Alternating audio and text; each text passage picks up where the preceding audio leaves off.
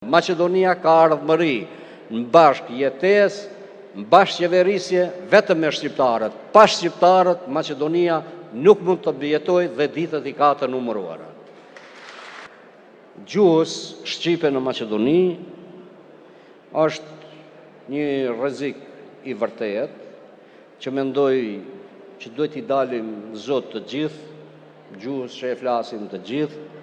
Gjuha shqipe në Maqedoni me marrëveshje ndërkombëtare të nënshkruar dhe të garantuar nga Shtetet e Bashkuara të Amerikës me përfaqësues të dërguarin e George Bushit, president i asaj kohe, është nënshkrues dhe garantues.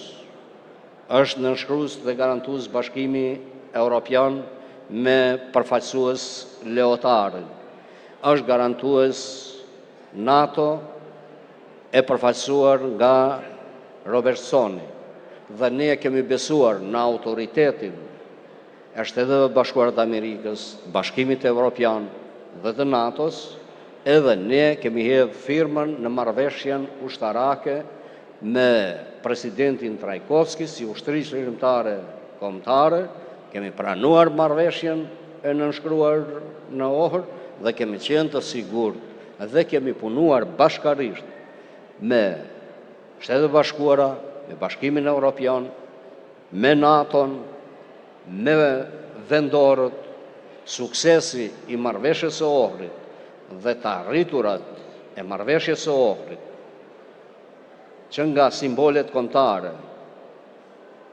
arsimi në gjuhën shqipe, e folura në administratë e gjuhës shqipe dhe përfundimi i ligjit të gjuhës shqipe, që është konform marrëveshjes së Ohrit, gjuhën të cilën e flasin mbi 20% të qytetarëve në Republikën e Maqedonisë, sa atëhershme që ishte Republikë Jugoslave, gjithashtu është gjuhë zyrtare si dhe me alfabetin e saj.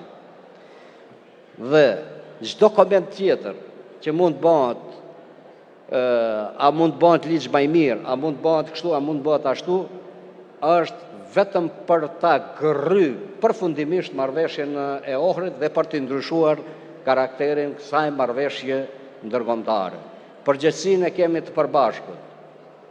Washington, Bruxelles, NATO, forcat politike shqiptare, forcat politike maqedone. Maqedonia ka ardhmëri në bashkë jetesë, në bashkë qeverisje vetëm me shqiptarët. Pa shqiptarët, Maqedonia nuk mund të jetojë dhe ditët i ka të numëruara.